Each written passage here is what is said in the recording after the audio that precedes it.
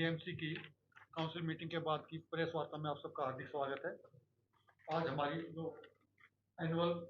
Monthly council meeting हुई थी उसके बाद उसमें क्या क्या डिसीजन लिए गए उसके लिए आपको वीसी साहब और हमारे माननीय सदस्य जी ब्रीफ करेंगे। धन्यवाद।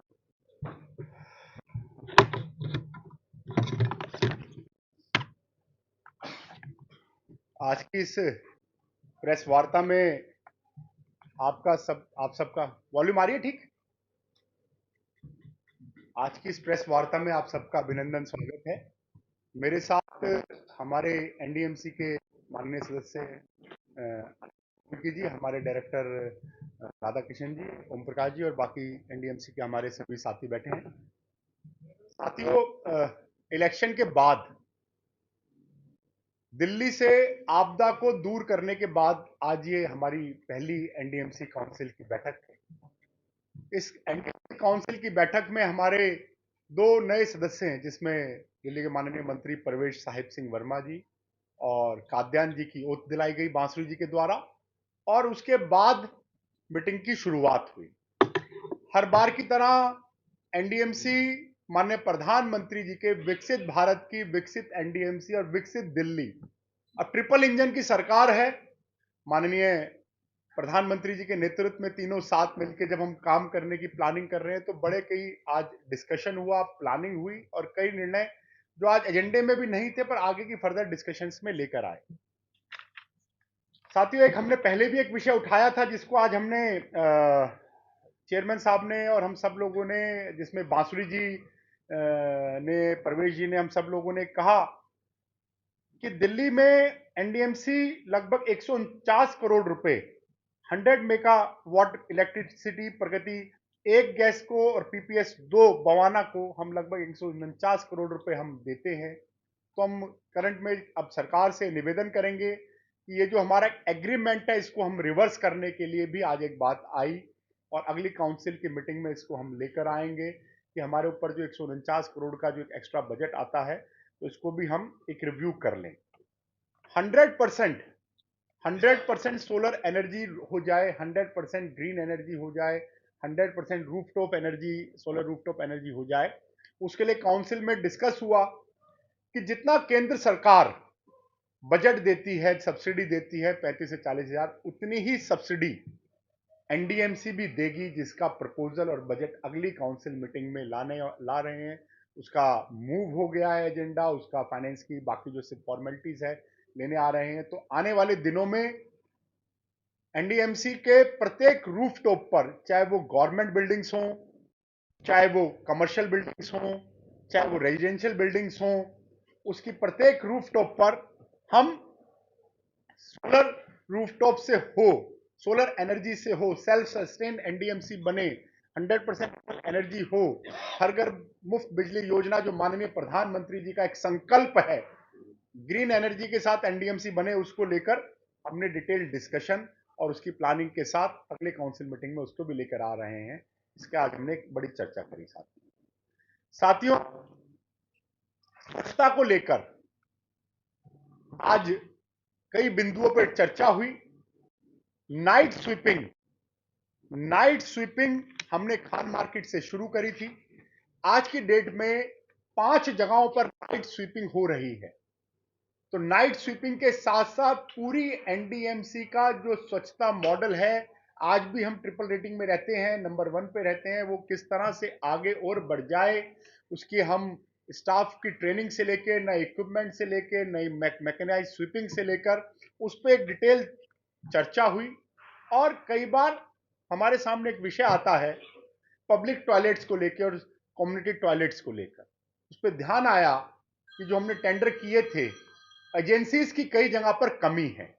तो काउंसिल ने सख्त निर्णय लिया है, जो एजेंडा था उसको मिनट्स कंफर्मेशन में से उसको रोककर, ऐसी जिन एजेंसीज को वो गया है, काउंसिल के सभी सम्मानित सदस्यगण, चेयरमैन साहब, उन्होंने एक सर्वमति से कहा कि अगर टाइम बाउंड मैनर में उनकी क्लीनिंग के ऊपर जो उनका बाउंड, उनके साथ एग्रीमेंट, अगर चीजों को नहीं किया गया तो आने वाले दिनों में काउंसिल सख्त होकर ऐसे कुछ हमारे जो कॉन्ट्रैक्ट्स हैं उनको कैंसिल भी करके हम दोबारा भी उनके साथ जा सकते हैं। क्योंकि जनता के साथ स्वच्छता को लेकर हम सीरियस भी हैं और माननीय प्रधानमंत्री जी का जो हम सबको एक विजन और मिशन है कि स्वच्छता, स्वच्छ भारत मिशन के अंदर हम नंबर 1 पे रहे, तो हमारे यहां 4 अलग अलग ABCD पार्ट में गए थे।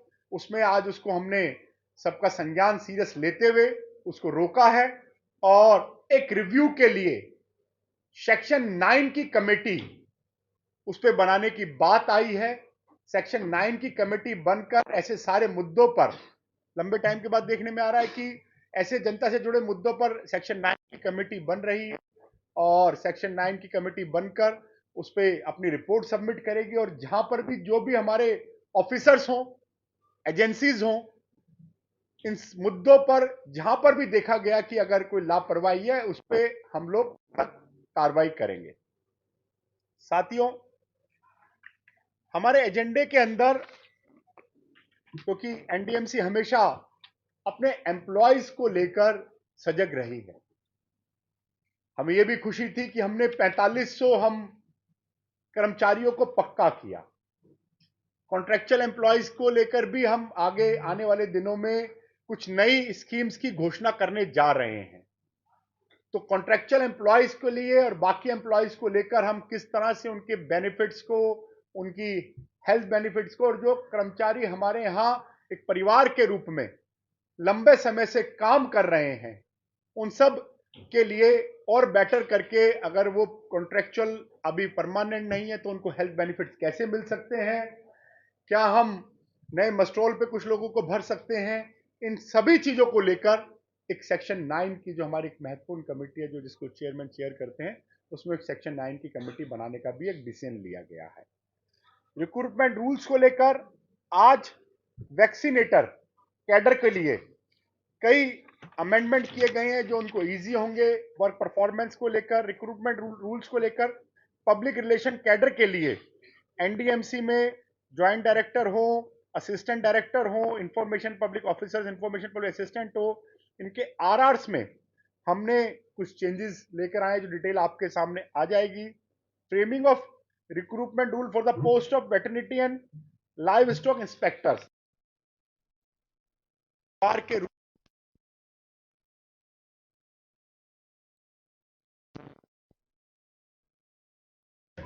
इनको लेके किया गया है। साथियों, जैसे मैंने कहा कि एनर्जी को,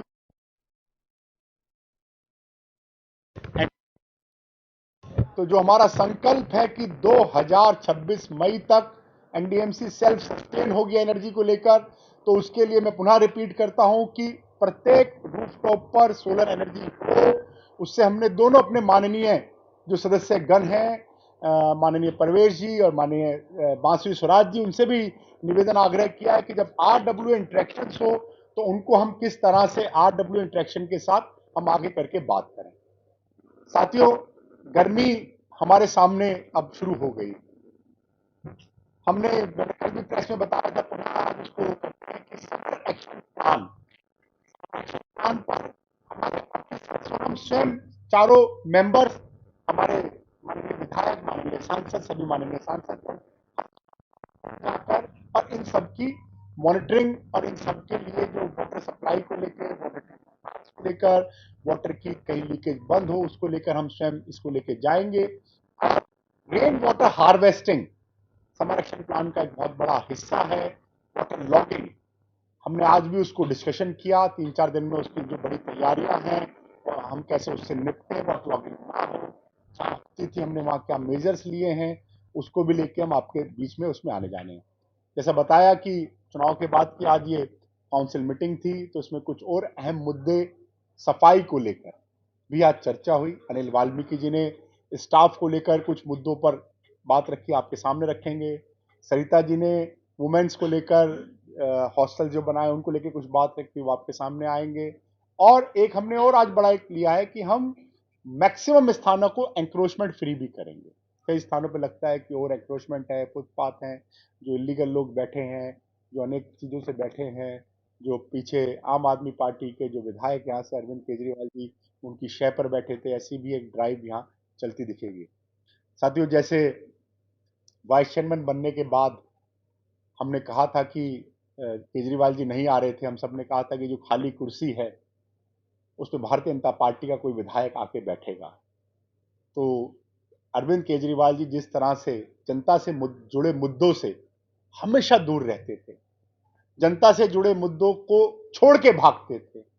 अरविंद केजरीवाल जी काउंसिल की मीटिंग छोड़ के भागते थे, और जब से हम वाइस चेयरमैन बने उसके बाद शपथ नहीं ली थी, तो जो जनता के बीच से भागते थे, आज उस कुर्सी पे भारतीय जनता पार्टी के एक कार्यकर्ता और दिल्ली के मंत्री परवेज साहिब सिंह वर्मा ने आके उसको ग्रहण किया है।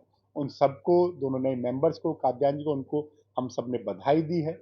और एक टीम के रूप में हमने दिल्ली की माननीय मुख्यमंत्री रेखा गुप्ता जी से भी समय मांगा है उनको, और परवेज जी से भी आज बात हुई कि हमारी जो पानी की सप्लाई है, जो अभी हमारी रिक्वायरमेंट जो हमारे टीम बता रही है, लगभग 200 MLD वाटर प्लस माइनस हमारी रिक्वायरमेंट होती है, उसको थोड़ा बढ़ाया जाए, उसका एक विजिट किया जाए। तो ऐसे सभी तमाम मुद्दों के साथ आज एक सौहार्दपूर्ण वातावरण में काउंसिल की मीटिंग हुई। केशव चंद्रा जी और हम सब लोगों ने काउंसिल के हित में कुछ निर्णय लिए, क्योंकि आज हमारे को 2 रुपए 60 पैसे में बिजली मिल रही है, सोलर वाली जो डे टाइम की बिजली है।